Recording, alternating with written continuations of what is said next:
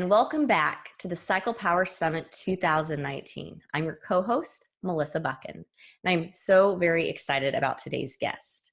Today, I'm chatting with Amy Beckley, CEO and founder of the Prove Ovulation Test. Prove stands for Progesterone Ovulation Test. I'm a big fan of these test strips. I love to recommend them to my clients in my own fertility care practice, and it is just such an honor to be with Amy today. So I'd like to first begin by telling you a little bit about who Amy is. Amy, like so many women, went through the struggle of infertility. She saved up her money and she went through IVF and was blessed with a son. But she knew she wanted to continue to grow her family and felt like IVF was not something that she could do again. But this is where the story becomes so very interesting. You see, Amy has a PhD in pharmacology and an expertise in hormone signaling. So she decided to do a little investigating of her own hormones and discovered that she had low progesterone. She convinced her doctor to supplement her with natural progesterone and was able to conceive on her own without IVF, and it resulted in a healthy pregnancy and a little girl. So after the birth of her daughter, Amy made it her mission to develop a system for testing progesterone. So Prove was designed and developed and launched in her basement. Such an incredible story. So Amy, it is so great to be here with you today. Yeah, it's great to be here. Thanks for having me. Yeah, so okay, I'm so very curious. So, you had this journey through IVF, but then decided, okay, I can't do that again.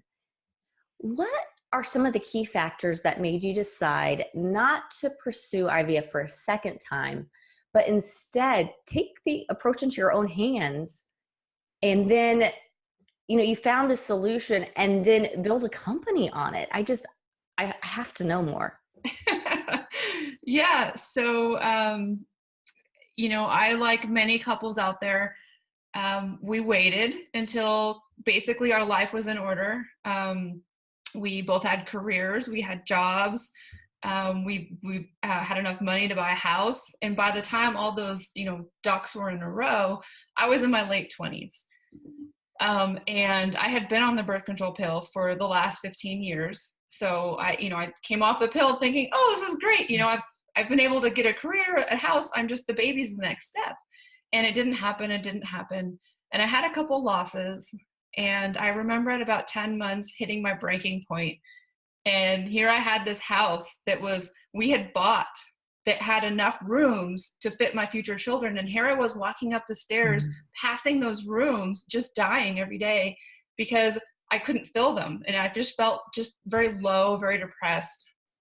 And I didn't have very many resources. I didn't really know what I was doing. And when I called the physician to say, hey, there's something wrong. I've had 2 losses. I've been trying 10 months. Can I make an appointment? And he's like, no, like literally, like just mind blown. He's like, no. And I was like, what do you mean? He's like, well, in order to see us, you need 12 months of infertility or you need 3 losses. Otherwise we can't take you on as a patient. So I went to the OB, like a regular family physician, OB-GYN, and they had no idea. They're like, I don't know, once you're pregnant, I can help you. But, and so I was kind of stuck with no resources. And so the day finally came where it was like, okay, you can go in, you can get treatment. They sat me down. They're like, well, we can waste time and figure out what's wrong with you. And there's only like a 10% chance. And we might not even figure out what the problem is. Or we can do IVF, which is like 70% chance. So those were the choices that I had. And I didn't want to wait any longer. And I felt that was really my only option. And so that's why I did IVF. After that, I was like, all right, if I only have to have 1 child, I'm fine. Because IVF is emotional. It's financial draining. It was a huge strain on our marriage. I mean, you have all these hormones going. You're so stressed out because you're like, if it doesn't work, we just wasted $30,000. Yeah. And it's like, it's not for the faint at heart. And so I was like, I'm just not going to do that again. And so instead I learned about my body, and I had the physician now. And so I was talking to him about these things. I'm like, let's take option A this time and actually try to diagnose myself. Mm-hmm. And so he was like, we went through all the different options, the tubes were clear, the uterus was clean, all the major players. And I'm like, well, maybe it's a hormone thing. And he's like, well, it could be, but it's unlikely. I'm like, well, can I just, try progesterone? He's like, yeah, it won't hurt anything, but I don't think it'll help. And guess what? It helped. Yeah. And I have my daughter naturally. And, after that, we kind of came out of the closet, because us as women, and when we're dealing in fertility, we don't like to talk about it to people. It's just like, for me, I felt less of a woman because I couldn't fulfill my duty and I couldn't become a mom, which that's what I thought I had to become. And so I just felt very depressed and defeated. So I didn't want to tell anybody. Yeah. But then, the next year when we had the 2 kids, National Infertility Awareness Week came out. It was in April every year. And I blasted it on social media, and all my friends, not all of them, but a lot of my friends and family came out and they're like, this happened to me too. What'd you do? What'd you do? This and that. And I realized how big of a problem it was. And then I look back on my experience. So I had over 4 years of infertility, and I had 7 losses. And I look back on this and I was like, my journey is supposed to help other people. Like, I have a PhD, I know about hormones. Like, I need to take this experience and, get the silver lining. Like, I went through this for a reason, and that reason is to use this test to help other women, give them knowledge, give them education, give them tools that weren't basically there before. Wow. What an incredible story. I'm just like, I have chills. Because first of all, just thank you for sharing. Infertility, unless you've gone through it, it's a struggle like no other. And you can't really relate so all of the women out there who are struggling, I'm sure that you can relate to Amy's story, and it is a tough struggle. And then I am just shocked by the misinformation that you received from your doctors. As somebody, I'm a fertility awareness educator. I've been doing this for 12 years. And so I'm not at all surprised at where you started investigating, and now you are here with this product that tests progesterone. It's not a shocker to me. That is the natural progression, because I know the science behind it, because I teach women to chart, because I work with women who they've walked the very same path that you have. But it kind of breaks my heart a little bit that you had to go through that struggle. But I'm actually so proud of you for fighting that battle and then coming out of the other end and realizing, wow, okay, this is what it is. I found a solution, and now I'm going to help other women. So I'm just empowered by your story, very empowered by it. Okay, so the Prove test strips, can you tell us a little bit more about what your product is that you developed? I want to know everything, how you developed it, why it works, how it helps women with infertility, how it can help women in general. So this is the product. It's called Prove. And basically what we're trying to do is make it very, very easy for women to measure progesterone. And we do it in the urine. So you collect your first morning urine, you dip a strip, it looks and works just like an ovulation test, and then you read the lines after 5 minutes. And we did that because progesterone testing was a lot of times inaccessible to patients, to women. They couldn't go to the doctor's office. Their doctor wouldn't let them get their progesterone drawn. Like, I've heard so many stories of women of like, I've begged and pleaded with my doctor to get my progesterone levels checked, and they say no. And I'm like, why? I don't understand. But so basically it's something that you can do in your own bathroom in the comfort of your own home. Yeah, so that's the product. It comes packaged in 7 strips per cycle, per kit. The retail on the kit is $39.99. And I know that sounds expensive, but there are 7 strips, and a lot of our users only use 1 or 2, especially if you're charting. Like, if you're already charting and you know exactly what day you should do it, you only need 1 strip. Absolutely. So it's a $4 to $5 thing to add in, where you don't have to disrupt your life and go to a physician and get a lab draw.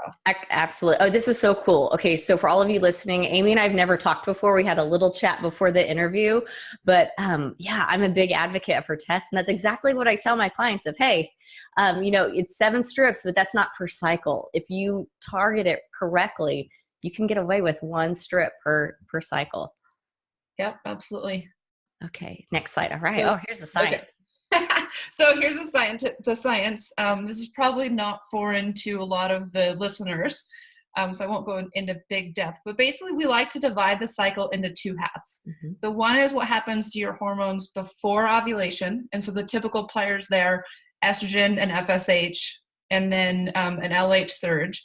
And then what happens after ovulation? And that's where progesterone comes in. A lot of the products that are measuring hormones are measuring those hormones in the first half of the cycle. So these are your ovulation predictor kits. These are telling you when you're fertile. Mm-hmm. So they're to open your fertile window to tell you, when to have intercourse if you're trying to conceive, when to not have intercourse if you're not trying to conceive.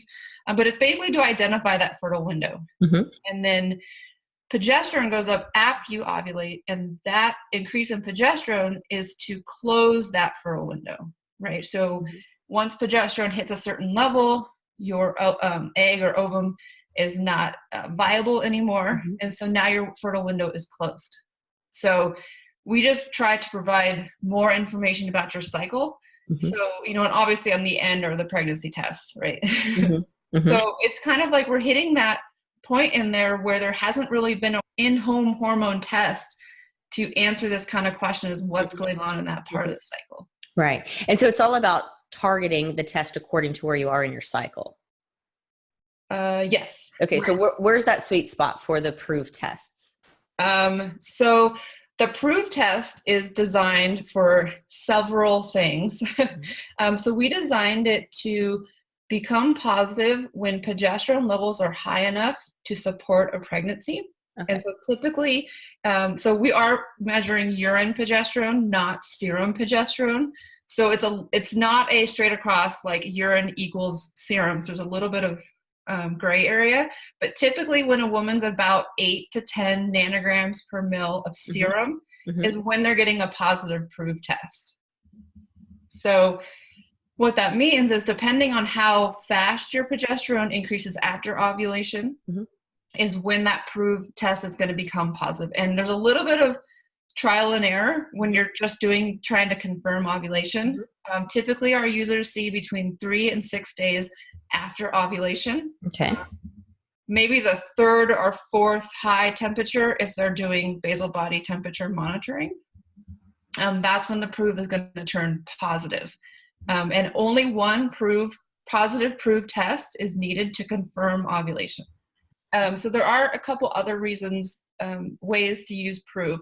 So if you're trying to conceive, progesterone needs to be a certain level for implantation to occur. And again, that's the 8 to 10 range of serum. And so if you're trying to conceive and you're worried about not having enough progesterone to support implantation, then you should be using your PROVE test 7 to 10 days after ovulation. Okay. And then if you've had losses like myself and you're worried that you don't have enough progesterone to sustain a pregnancy, you can use those in early pregnancy, just however, maybe you had some spotting, maybe you had a low temperature, you're a little worried, you want to check your progesterone levels.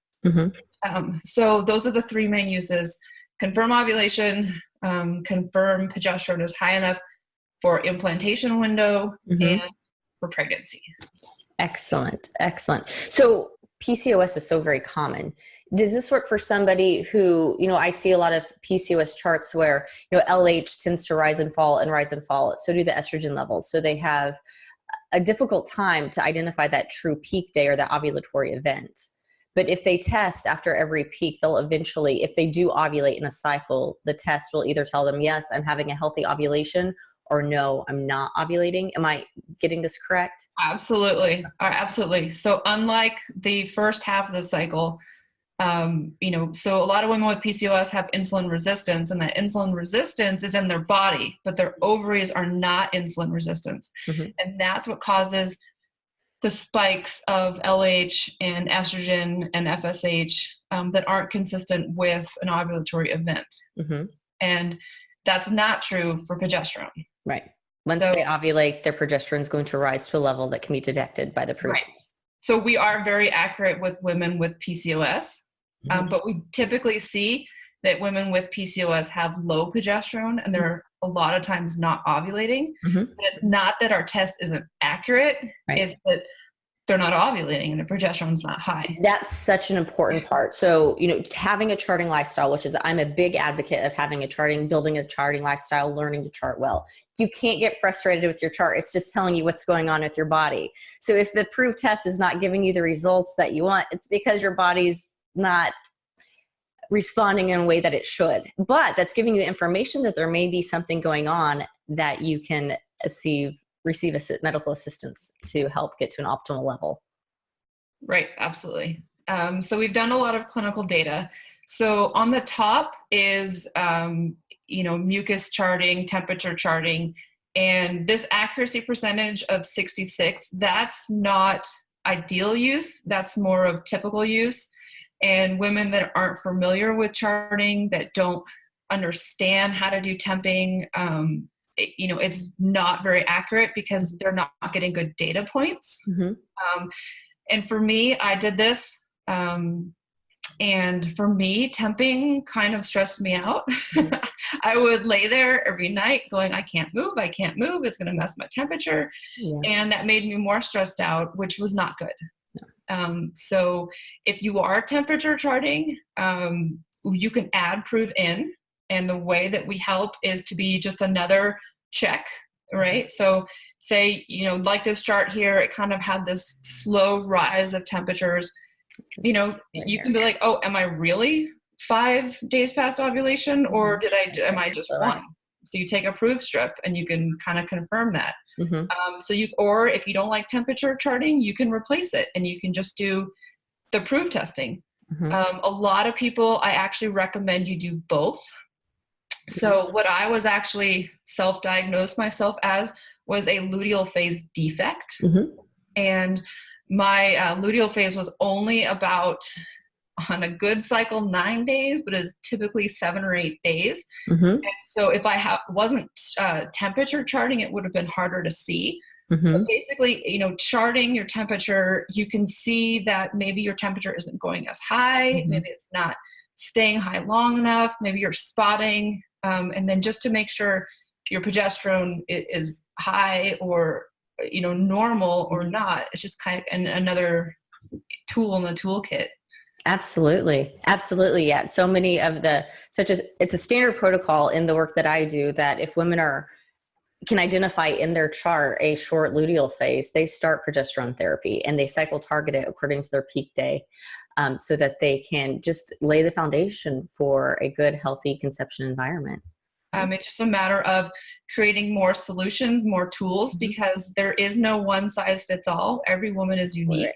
Absolutely right. The science is the same. Yep. The woman is unique. Before we came along, you could track hormones in the first part of your cycle, which was great. But the problem was with PCOS, it's not accurate.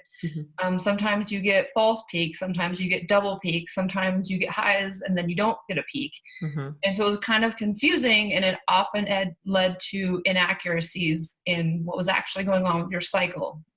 And so, we work really well in combination with other tools.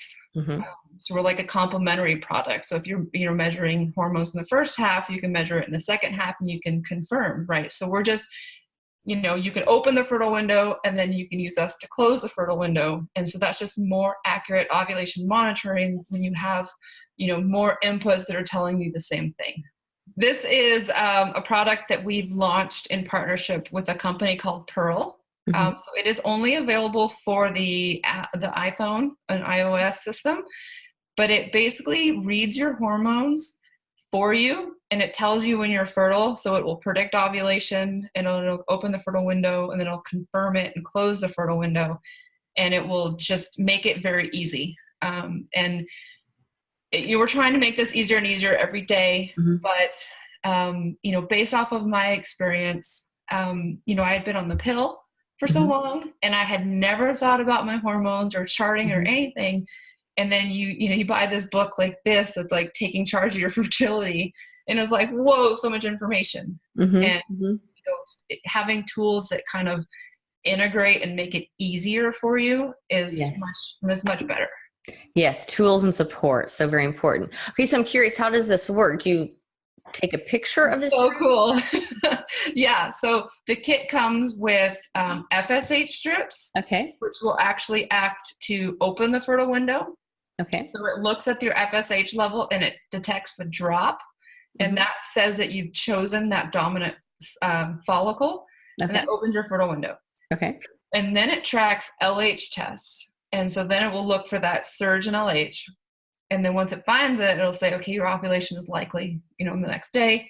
And then it'll start tracking progesterone or, urine progesterone to confirm ovulation. And what it does is it takes a picture. So it's just a normal urine strip, and then you use the app and it takes a picture of it, and then it reads it, and it reads your levels over time. Wow. So your phone becomes a fertility monitor, essentially. Oh yeah. Uh-huh. Wow. That is so cool. This is a new concept to me. I'm not familiar with this, and wow, very, very exciting. So this Pearl test that we just looked at on the slide, this is designed for women who may be struggling with infertility, wanting to achieve a pregnancy. So first we need to acknowledge that the menstrual cycle is a vital sign.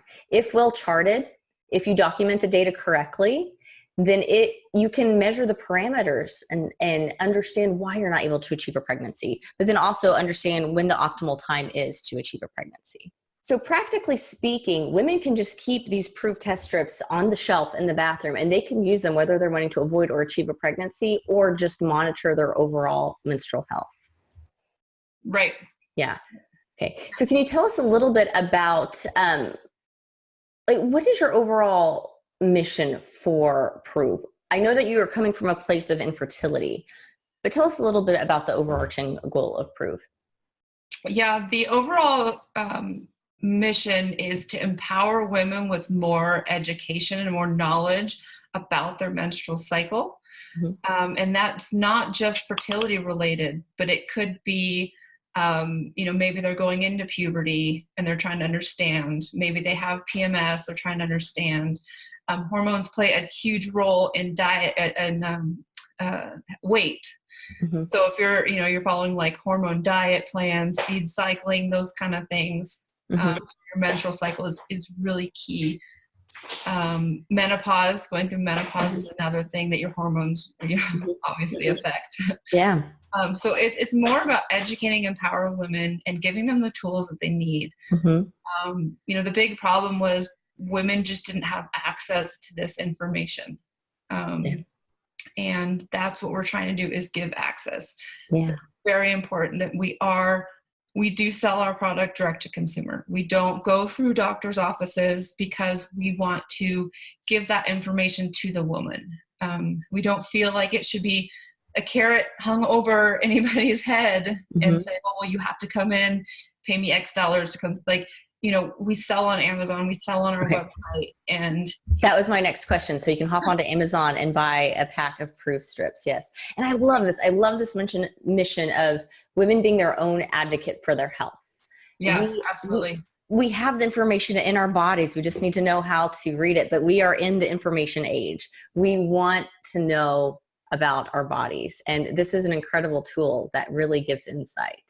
Okay, so now I just want to make all of my clients use this, whether they're wanting to achieve or avoid. So for somebody who is tracking according to maybe a medical management model, fertility awareness, when's the best day to test? And maybe we already covered this, but I'm just looking for that. If you could just say, okay, if you are charting your cycle, this is when you should take a test strip. Yeah. So like anything in life, there's a little bit of a learning curve. Mm-hmm. Absolutely. New. And what we found out that if you're a very new, we call them provers, if you're a new prover and you haven't used it before, we recommend doing what we call a baseline test. And so that is like, I like to say day 7 to 8. So it's probably right after menstrual bleeding. Take a test, and that will be what your baseline levels of progesterone are. It is absolutely not needed, but it helps you understand what a negative versus a positive looks like. Mm-hmm. And we find that it's very good to just know and have kind of, a mental image of what that looks like. Mm-hmm. So you go baseline the first cycle. And then we recommend starting 3 or 4 days after LH peak if you're doing Okay. ovulation tests, or peak mucus if you're doing mucus charting. Okay. If you're not doing any of those things, then we say about day 18, day 19 of the cycle to start using them. And typically they turn positive between 3 and 7 days after the LH surge. Okay. So that would be, 2 to 7 days after ovulation. Okay. Excellent. And it's different for each woman. Absolutely. And so you just gave a lot of technical information. So for all of you who are listening out there, if you are watching me, I'm taking notes because this all makes sense to me. If you're new to charting, that's okay. But know that this is really valuable information. So if through this summit, listening and thinking, okay, I think I want to start charting my cycle, Amy has laid out some parameters of how you can incorporate Prove into that.